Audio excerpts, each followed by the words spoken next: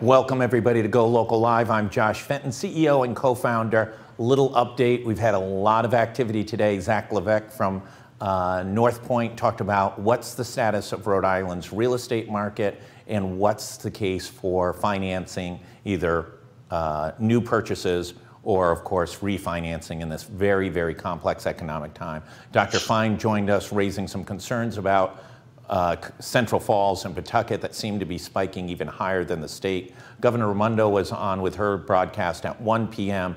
It was a record day for new cases here in Rhode Island, and obviously some concern.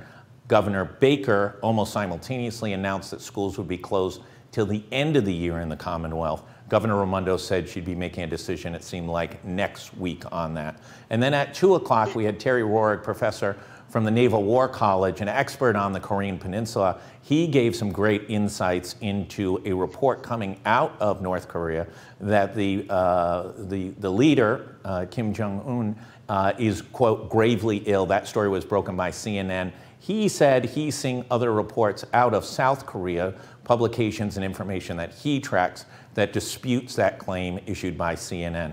Now, let's go to maybe our favorite political scientist, Jennifer Lawless, professor at the University of Virginia, who right now is in New York City. Jennifer, thanks so much for joining us. Of course. Okay, it's exciting every day. It's not all good news, but it's certainly exciting. Let's go over the past few days since we've talked. The president seems, A, agitated with the press, B, really starting to have some growing conflict again with the states. Can you break down those two issues?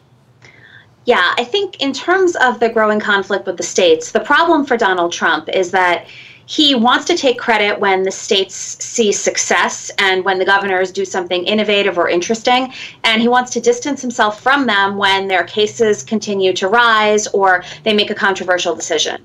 And what he's learning is that he can't have it both ways, because this is not a war that he's launching on Twitter. He's launching this from the press room every day, and he's speaking to reporters and he's being asked questions. And so I think that is part of it. You can't say that you love Andrew Cuomo when he says that the federal government has been helpful, and that you hate him and think he's an ineffective governor when he launches a critique. And that's what we see Donald Trump struggling with every day. As far as the reporters themselves are concerned, he clearly misses political rallies because he has totally turned these White House briefings into a political rally. The only difference is, with the exception of one or two reporters that throw him a softball question, it's a pretty confrontational environment. And he's not doing well in that environment, but it's like he can't pull himself away from the microphone because he's so accustomed to communicating with the American people that way that he feels like it's the only way he can get his message out. So he's stuck between a rock and a hard place in terms of his preferred mode of communication, but the American people are stuck without the kind of information that they need.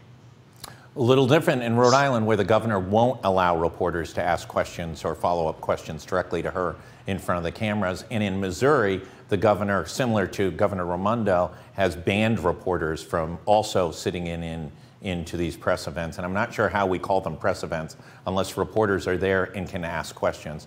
But I guess some other smart political scientists will come up with a definition of what they should be called.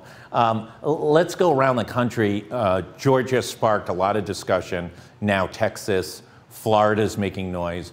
Functionally, they're saying, these governors, we are reopening up our economy in a big way and pretty quickly, regardless of what the science tells us. Your thoughts on that, and what does that do to the political narrative across the country? My thoughts on it, as not a public health expert, are that this is a public health disaster. So I understand what the experts are saying. I understand what the politicians are saying. And I'm going to defer to the public health experts on this. It's dangerous. Now, the saving grace is that in a lot of these large cities, mayors are opting not to reopen public facilities. They're opting not to reopen businesses and the economy. So, for example, in Florida, although Governor DeSantis has basically said we're back up and running, and you see the Jacksonville, Florida beaches in the northern part of the state with people on them, social distancing.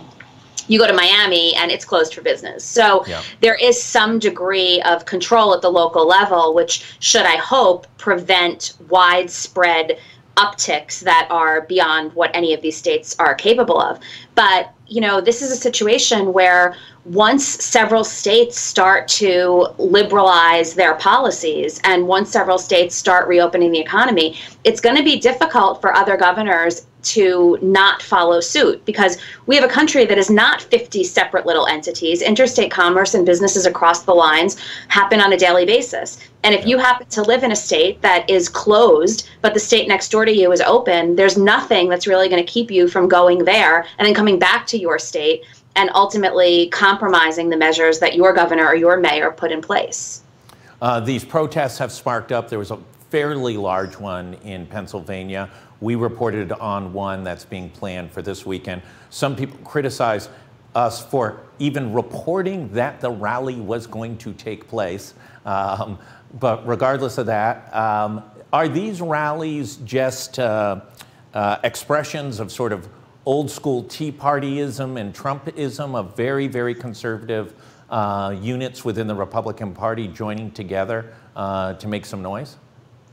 I don't know. I think some of it is that. I think some of it is that people are going stir crazy and they feel like they know better. And there was a very interesting analysis that came out yesterday, I believe. If you watch Fox News, you think that the president and this administration have controlled the coronavirus, that it's time to reopen the government, that it's not going to spread. If you watch CNN or MSNBC or the broadcast networks, you don't feel that way. So it's not necessarily that these are people who are just taking good information and dismissing it. It's that they're not getting that information in the first place. The other thing that I would note is that in a lot of these cases, the governors have said, Andrew Cuomo is a perfect example, look, I know you want to protest. Consider yourselves heard. Please don't come out and protest. It's too dangerous. And so it's a little bit unclear what they're getting from this. The photos that we've seen, though, indicate that many of them are not wearing masks. They're certainly closer to one another than 6 feet. And they're also not really achieving any goals. It's not like their demands are being met. So it seems to me that it's not a particularly effective way to communicate the message that they're trying to communicate. And instead, they're actually endangering people's lives. We've seen the first evidence now that in Milwaukee, there are at least 7 cases that are linked to voting on Election Day because the government had to move forward. So, we know that even when you've got relatively small groups that are social distancing, that are being careful, that are wearing masks, this can still be transmitted. Excuse me, it is putting pressure on governors, though. And even here, where Governor Raimondo has been for the most part, a shutdown governor, although manufacturing is still operating in some other business segments, her narrative has changed just in the last few days, and she's talking a lot more about what we need to do to reopen when our surge isn't even expected till the first or second week in May. Can elected officials have this both ways without this blowing up on them, constantly talking about the need to protect human health and measure where the surge is, but also kind of teasing people to say, oh, we're planning the reopening, rather than say, we're not even going to look at reopening till the middle of June. We don't even have a chance. There's no opportunity to do so based on what the data shows us.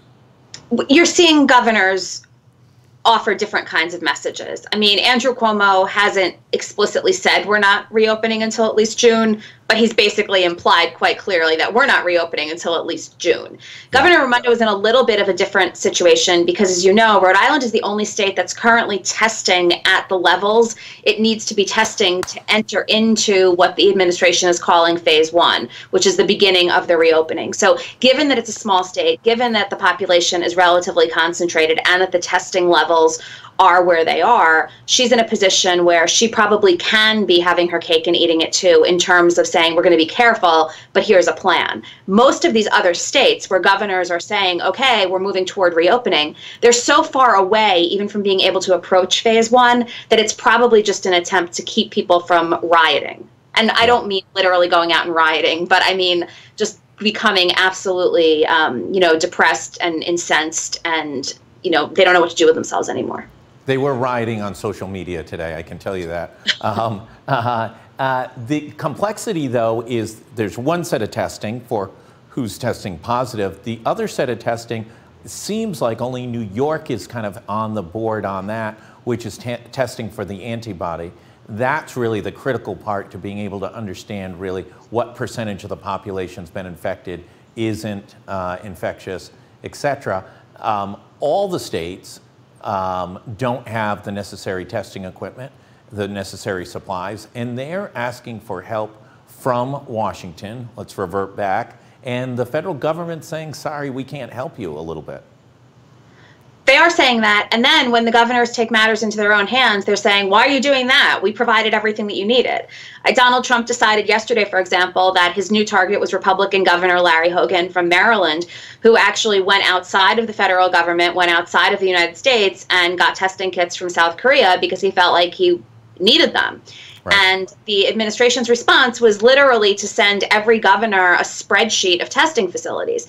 There's a difference between testing facilities and test kits. There's a difference between testing facilities and people to conduct the tests, right. and to process the results. And so, I think there are these testing in general is this incredibly big amorphous thing, and it seems that the government wants people to believe that we're ahead of the game simply because we've conducted more tests.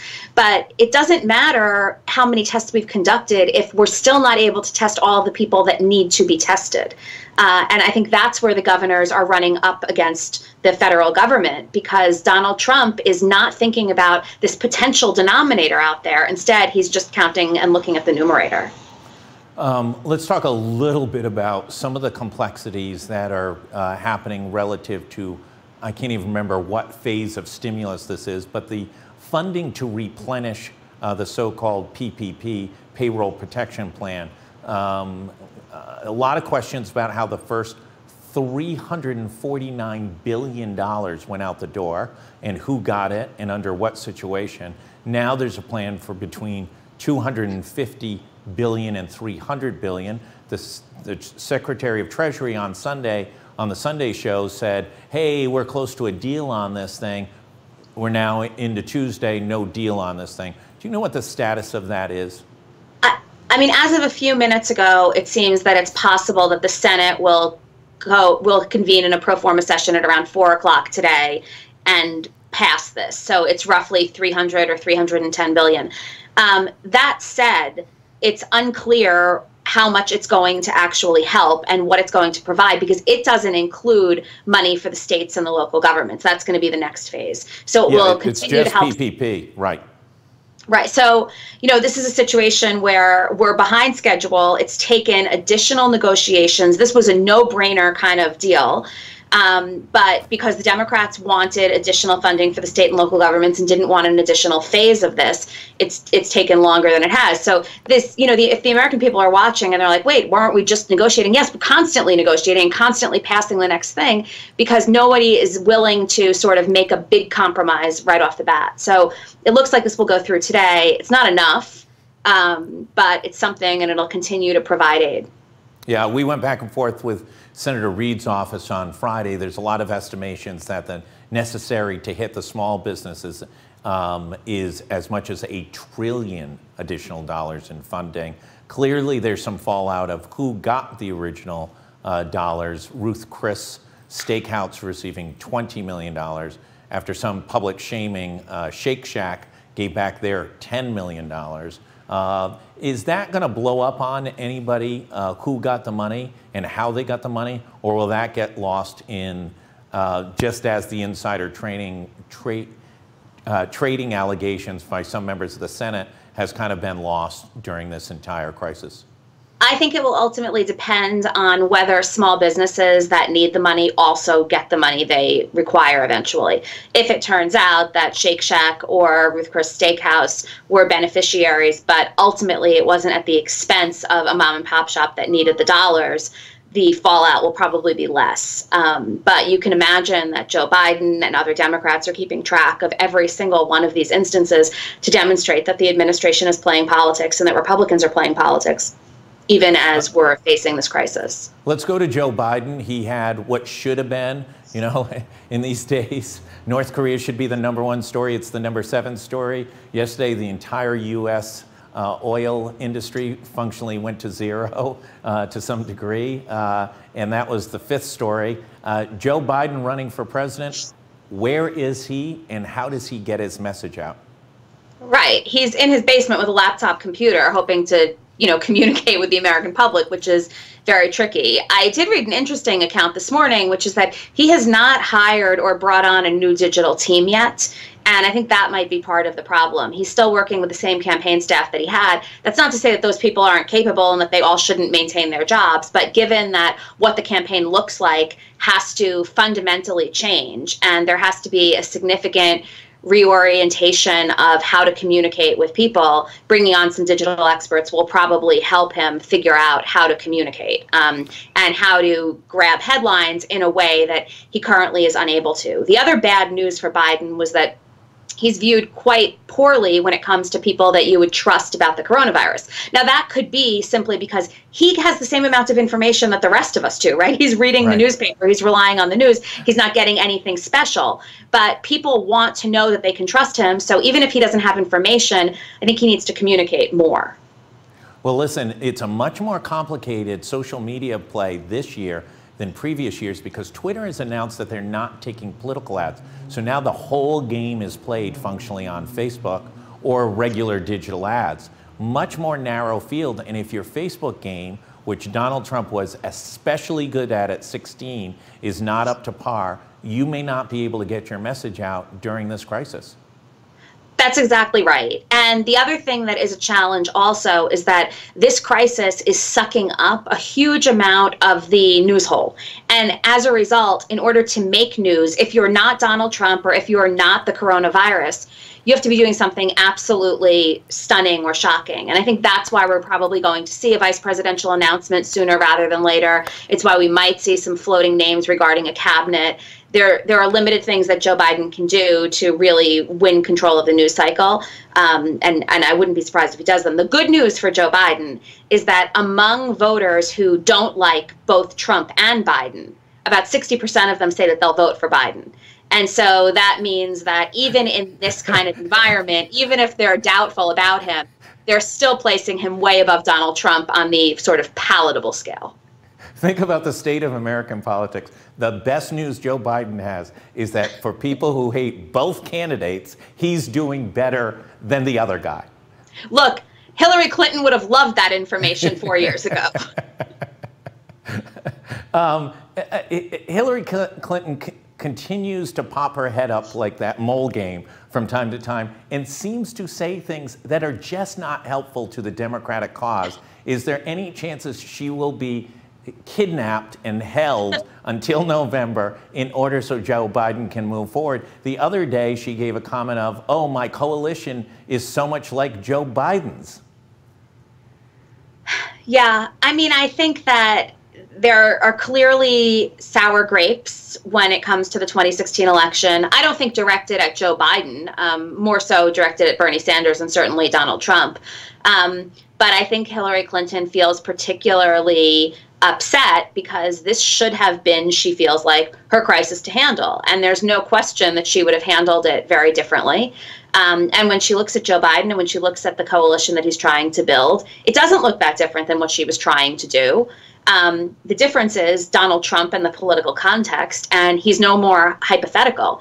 Voters actually know what he's done and how he's done it. They know that Congress has gotten in lockstep behind him, and the choices they're making this time are different, and that works to Biden's advantage, and it didn't work to hers. That said, my bet is that every time Hillary Clinton pops up, we're going to start seeing Barack Obama pop up as well, because he can mitigate the negative residue that seems often to trail Hillary Clinton. Let me ask you a question. If you came out of and handicapped coming out of the 216 race, you would have said, listen, the mistake the Democrats made was talking directly to blue-collar Democrats and independents. And for whomever runs against Donald Trump in 2020, that's the narrative that you've got to take it to. Listen, you're going to get Democrats. You don't have to worry about them. They're not jumping over to Donald Trump. You've got to go after that swing, voted for Reagan, voted for Obama, kind of swing back and forth with a direct message about how you're going to make their lives better. I don't hear that from Joe Biden. Well, I'd say two things. The first is that's not necessarily the only lesson learned. The alternative lesson could be that you need a candidate who can generate enough enthusiasm among normal, hardcore Democratic voters that they're going to turn out at higher rates, right? If voter turnout among liberal Democrats had been 1 or 2 percentage points higher in Michigan, Wisconsin, and Pennsylvania, Hillary Clinton would have won, even if Donald Trump would have still won all of those blue-collar Reagan Democrats. Now, the problem for Joe Biden, of course, is that he's not doing that either. So, that's the first thing I would say. The second thing that I would say is that the expectation coming out of 2016 was that both candidates were sort of troubled by the fact that they had unfavorables that were so high. And as long as the Democrats had a candidate that didn't poll as unfavorably as Donald Trump in 2020, they'd be better off. And that's, in fact, what the case is. I mean, Biden's favorables are much higher than Trump's. And even among those, as I said, who don't like him, they're still willing to give him the benefit of the doubt. So, I don't know that it's not an apples to apples comparison, and there were different paths out, but Biden has got to excite someone soon, either the Democratic base or those true swing voters who make up a very, very small segment of the population, but who decide elections. Sanders came over, gave him a strong endorsement. It was an unconditional endorsement. There was no ifs or buts. It was really about as strong as one could expect. Does Bernie Sanders help generate some enthusiasm for Joe Biden? Yes. But it's got to be sustained. So he needs to campaign for him. He needs to continue to remind his supporters to pledge their support for him. There's discussion about whether Biden will let Sanders just continue to keep his delegates. That's a pretty good move. Let Sanders continue to build his movement and then put that movement behind Joe Biden. So it was a much, much stronger endorsement than Sanders gave to Clinton in 2016. And that's not surprising. We know that Biden and Sanders have a better relationship than Clinton and Sanders did. And we also know that Sanders, like the American people, and like Democrats in particular, are no longer thinking about Donald Trump in hypothetical terms, but they're thinking about another 4 years of this, and they just can't stomach that thought. Last thoughts to you. What should people look for? So I'm particularly interested in these press conferences that continue every night, because last night when I tuned in, CNN wasn't even covering it anymore. MSNBC afterward has Brian Williams wrap up the craziness that just ensued. I wouldn't be surprised if the cable networks decide sooner rather than later that they're going to break away almost constantly unless it's one of the experts covering the coronavirus. If that's the case, Donald Trump is probably going to become increasingly frustrated, and I don't know what that will mean. But this has at least allowed him to conduct his kind of rallies and keep him, I think, a little bit more in sync with the communication mode that he's accustomed to. If that's taken away from him and he feels like he can't communicate, there's no telling what will happen, but I can tell you that it will happen on Twitter. Yeah, listen, I think all media are trying to decipher, it's been functionally about 6 weeks of uninterrupted press conferences at state and national level. I think all news organizations are looking at, okay, certain numbers get discussed at these press events. Do we need to dedicate this amount of coverage? I think there may be a change on that as well in other portions of the country. Professor, thanks as always. Stay safe. For everyone else, that wraps up a rapid fire day on GoLocal Live. Stay tuned. Some other news that's going to be breaking on the site. Take a look at it. And everyone, please stay safe today in Rhode Island. Thanks so much. Thank you.